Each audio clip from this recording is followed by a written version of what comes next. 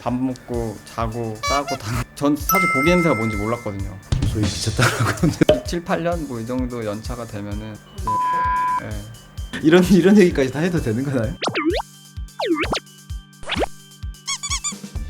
특허법인 IM에서 근무하고 있는 17년차 변리사 송진영입니다.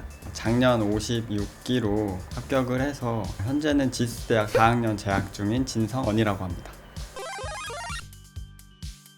보통 이제 흔히들 말하는 GC 상권이라고 있어요. 기술을 담당하는 특허 실용신안 그리고 상표 디자인 이렇게 무형의 창작물에 대해서 그걸 권리를 받을 수 있도록 보호도 해주고 또 다툼이 생겼을 때는 그걸 보호해 같이 싸워주고 이걸 가지고 활용할 수 있도록 도와주는 그런 역할을 하는 사람 변리사라고 생각하시면 됩니다.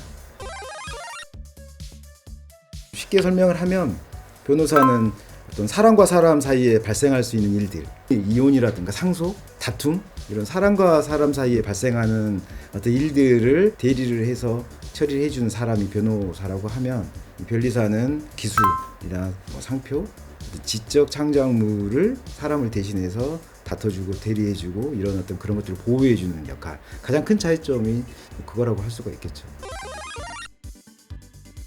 저희 학교는 이제 지스트가 과학기술원인데 웬만하면 이제 대학원을 가게 돼요. 근데 저도 이제 인턴 생활을 해보고 실험 과목도 많이 들어보고 했는데 아무래도 제 일은 아닌 것 같아가지고 이제 어쨌든 제 전공도 살릴 수 있고 급여도 괜찮고 하는 직업을 찾다 보니까 어떻게 이렇게 변리사의 길에 뛰어들게 돼서 합격을 하게 됐습니다. 저는 지금 연차가 좀 됐죠. 2003년에 됐으니까 근데 시작한 지는 1997, 8년도 이때 시작했거든요. 근데 저는 사실 변리사가 있는지도 몰랐어요. 당연히 저도 근데 대학 졸업반 때 취업을 생각하고 있었고 다행히 이제 대기업이란 곳에 그 취업을 하게 됐는데 1997년 하면은 딱 떠오르는 사건이 있잖아요. IMF. 그때 이제 취업을 하기로 됐던 회사에 이제 근무를 할 수가 없는 상황이 됐죠. 그러면서 이제 제가 잘할 수 있는 자격증이나 이런 게 뭐가 있을까 찾아보다가 변리사라는 제도가 있어서 잘할 수 있을 것 같다는 생각이 좀 들긴 하더라고요. 그래서 시작하게 됐습니다. 크게 분야가 네 가지로 나뉘는데 전자 분야, 기계 분야, 화학 분야, 바이오 분야 이렇게 크게 네 가지로 나뉘어요. 아무래도 우리나라 산업 분야가 전자 IT 쪽에 좀 치중이 돼 있잖아요. 그렇기 때문에 발명도 거기서 많이 나오게 되고 결국 그거를 보호하려면은 그쪽에 관련된 변리사가 이제 수요가 좀 커져요. 그래서 아무래도 전자 쪽이 파이가 크지 않나. 있긴 있죠. 이공계생들이 거의 90% 넘을 거고요. 자연스럽게 이제 법대나 이제 문과 출신 변리사들 자연스럽게 그분들은 상표 변리사 쪽으로 대부분이 이공계 출신 그 중에서도 공대 출신이 대부분이라고 생각하시면 돼요. 저희 동기 중에는 한 200명 중에 한 2~3명 정도 있거든요. 근데 이제 문과가 이제 진입하기 쉽지 않은 이유가 1차에 자연과학이 있어요. 그래서 돌파하기가 쉽지가 않아서 아무래도 진입이 덜한 경향이 있습니다. 지금은 저 동기 같은 경우 보면은 200명 중에 스카이가 100명이 좀 넘고요. 서성왕까지 합치면은 이제 150명 정도가 돼요. 그래서 이제 나머지 대학이 50명이 채워지고요. 학벌이 관련이 있다고 하면은 뭐 수습 때는 아무래도 실력을 평가하는 지표가 없잖아요. 대형 법인에 들어가고 싶다 하면은 아무래도 학벌을 볼 수밖에 없는 그런 현실은 있고요. 1차, 2차로 이렇게 나뉘는데 1차는 객관식이고 2차는 서술형, 논술형식의 이제 시험이 진행이 되는데요. 1차 같은 경우는 특허법, 실용신안법, 상표법, 디자인보호법을 통틀어서 말한 산업재산권법을 1교시에 보고 2교시에는 민법을 보는데 민법 중에서 가두법을 또 제외를 해요. 3교시에는 자연과학을 보는데 이제 물리, 화학, 생물, 지구과학 이렇게 봐요. 그 수준 자체는 대학 과정에서 있는 그 정도 수준을 말하는데 그렇다고 이제 뭐 수능 정도의 난이도까지는 아니 1차를 통과를 하게 되면은 2차 시험으로 넘어가게 되는데 그때는 이제 특허법, 상표법, 민사소송법, 마지막에 선택 과목을 보게 돼요. 선택 과목 같은 경우에는 가장 유명한 게 회로이론, 유기화학, 디자인보호법 등등등 한 20개 정도 넘게 있는데 1차는 이제 600명이 합격을 해요. 보통 이제 3,000명 남짓이 이제 지원을 하게 되는데 600명이 합격을 하게 되고요. 1차를 합격하게 되면 2차 기회가 2번이 주어져요. 그래서 이제 1,200명 중에서 작년에 합격한 200명을 제외하고 1,000명에서 1,100명 사이가 2차 시험에 진입을 해서 그 중에서 200명이 선발이 됩니다. 1차 같은 경우는 객관식이기 때문에 저는 전부 다 인강으로 진행을 했어요. 그 정도로 해도 충분하고 2차가 이제 진짜 시험인데 그때는 이제 학원을 다닐 수밖에 없어요. 왜냐면은 기본적으로 서술형이기 때문에 첨삭을 받아야 돼서 2시간 동안 이제 답안을 쓰고 그리고 1시간 정도 강평을 듣고 하는 식으로 이제 학원 강의를 들었고요. 고시촌에서 이제 또 공부를 했어요. 거기서 좀 꽤 많은 시간을 있었고 공부 시간 같은 경우는 1차는 한 10시간 정도 했던 것 같고 하루에 2차는 좀 지금 시험 다가올 때는 거의 뭐 15시간, 16시간 밥 먹고 자고 싸고 당근 같은 거 다 빼고 진짜 다 공부만 했던 거예요. 쉬는 시간 하나도 없이. 2차 시험이 이틀 보는데요.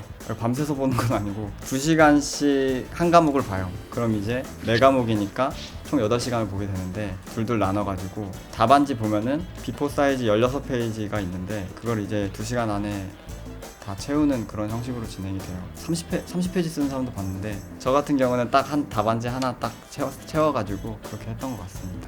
저도 신림동 고시촌에서 공부를 했고요. 근데 저 때는 특히 이제 지방에 있다 보니까 정말 정보가 없었어요. 저는 서울로 올라왔고요.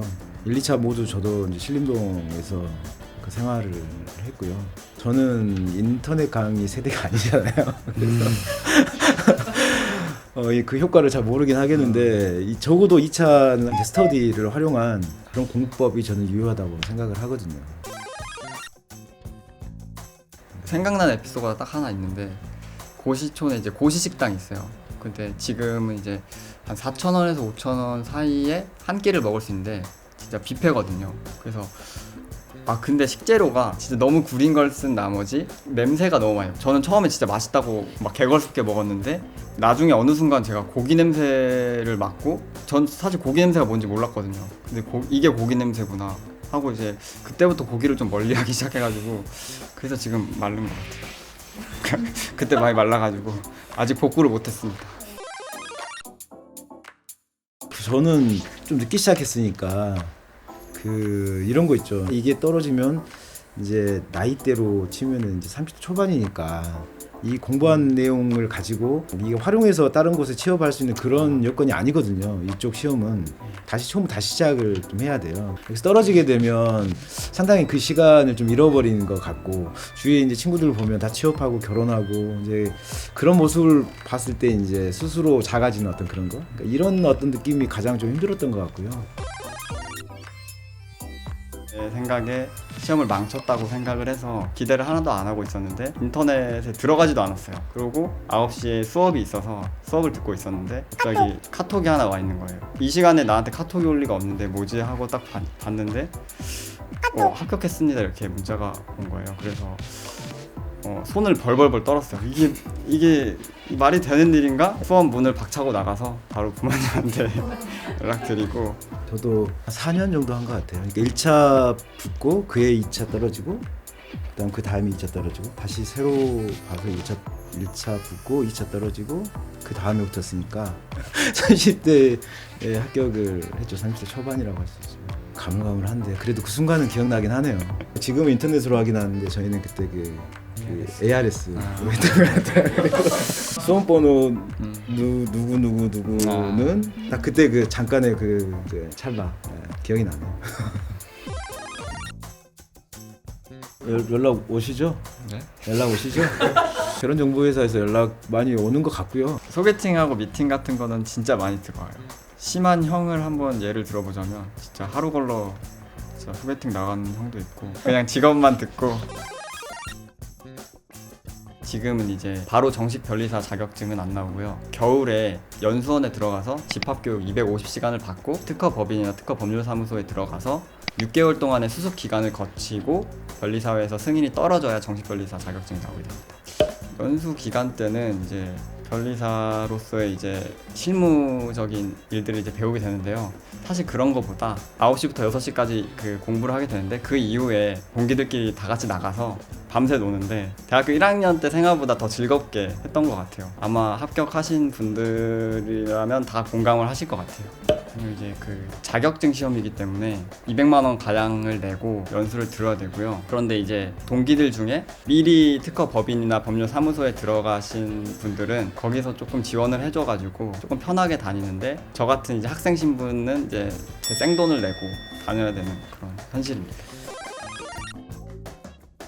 11월 7일이 합격자 발표 날이었는데 그날 바로 이제 서울에서 취업 박람회가 있어요. 그럼 이제 그날 이제 바로 취업이 되시는 분들도 있고 거기서 아니면은 이제 아무래도 변리사가 필요한 곳이 많기 때문에 전화가 오기도 해요. 우리 와달라. 뭐 그렇게 해서 들어가신 분들도 있고 뭐 대형 법인 같은 경우는 스스로 이제 이력서를 작성해서 뭐 똑같습니다. 다른 회사 취직하는 거랑 똑같고 단지 이제 면접밖에 없다는 거. 서류는 이제 사실상 다 통과라고 보시면 되고.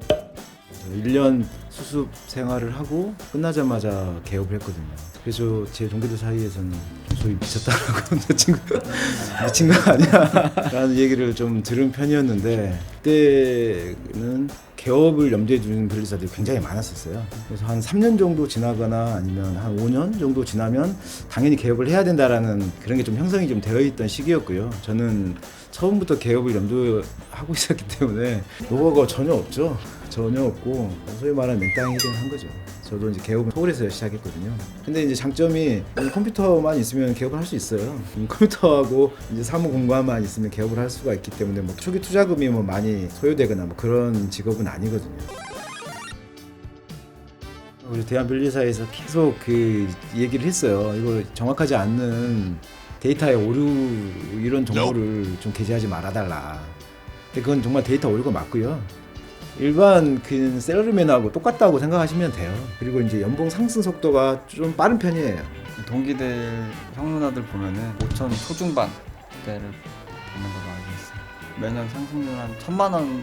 이런 얘기까지 다 해도 되는 거나요? 근데 사실 인터넷에 다 나와 있어가지고 다 나와 있어요? 6, 7, 8년 뭐 이 정도 연차가 되면은 1억. 근데 그 이후로부터는 완전히 천차만별이라고 들었거든요. 저는 만족합니다. 영역이 굉장히 많이 확대가 돼 있어요. 특허 분석을 한다든지 R&D 기획을 도와준다든지 아니면 IP 금융을 한다든지 창업 컨설팅 한다든지, 저는 이제 변리사의 역할 중에 하나가 기업 비즈니스 파트너라고 저는 생각을 하고 있거든요. 기업들하고 호흡을 되게 많이 해요. 성장의 궤도를 같이 한다고. 저는 그게 굉장히 매력 있더라고요.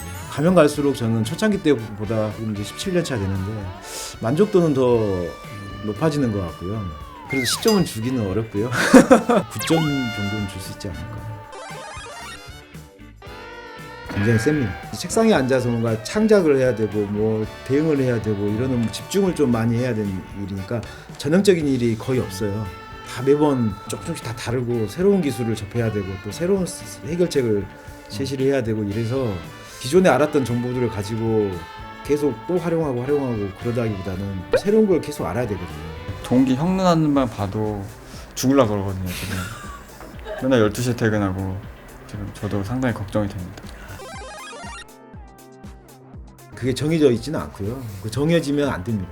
서비스이기 때문에 가치는 당사자 간의 계약으로 정해져 있어요. 고객이 만족을 하면은 다른 특허법인보다 2배 청구를 해서 오케이 하면 그렇게 받을 수 있는 거고요. 통용되는 이제 수입료는 있어요. 대학이라든가 뭐 기업체라든가 뭐 이런 부분에 통용되는 수입료 세계는 있고요. 근데 그게 뭐 정해져 있지는 않습니다. 제일 큰 장점 중에 하나죠. 자격증이니까 자격증이 없어지지 않는 한 일을 할 수가 있는 거예요. 그게 가장 큰 장점이고요. 제가 개업을 하고 처음 맡았던 사건인데요. 창업한 지 얼마 안 되는 회사긴 하지만 치과 장비 쪽인데, 제가 대리를 하고 특허를 이제 등록시키고 이제 대응을 해드렸는데, 그 회사가 제가 만든 특허를 가지고 제품화를 하고 그 제품화 된 게 시장에 나오고 수출을 하게 되고 또 시간이 지나니까 상장을 하게 되더라고요. 그 일련의 과정이 저한테는 좀 그 영향을 많이 미쳤어요. 기업에 정말 그 비즈니스 파트너가 돼야 되겠다라는 생각이 좀 들었고요. 그런 상황에 오니까 이제 업무에 대한 만족도가 커지더라고요. 평생 실수와의 싸움이죠. 이게 어려워요, 이게. 왜냐면 이게 무형의 기술이다 보니까 이거 글로써 표현을 해야 되거든요. 실수가 항상 나올 수밖에 없고요. 제가 17년 차 됐는데도 이제 제가 작업하는 거 보고 다시 시간이 이제 뒤에 보면 내가 왜 이랬지? 라는 생각을 할 수밖에 없는, 그러니까 더 힘들기도 하고요. 항상 자만하면 안 되는 것 같고요. 저는 정말 있다고 생각하고요. 변리사 하는 일은 어느 특정 영역에 국한되어 있지 않다라고 생각을 하고요. 업무 영역이 굉장히 다변화되고 기업이 창업부터 시작해서 성장해서 그 상장까지 가는 그 파트너가 될 수 있는 가장 그 중요한 역할을 하는 사람이 변리사들이라고 저는 생각하거든요. 뭐 유일한 건 아니지만 주요한 역할을 하는 게 분명해요, 시장에서. 그래서 뭐 앞으로도 뭐 AI가 뭐 대체할 수 있을 가능성은 전 적다고 생각하고, 전망은 저는 굉장히 좋다고 생각합니다.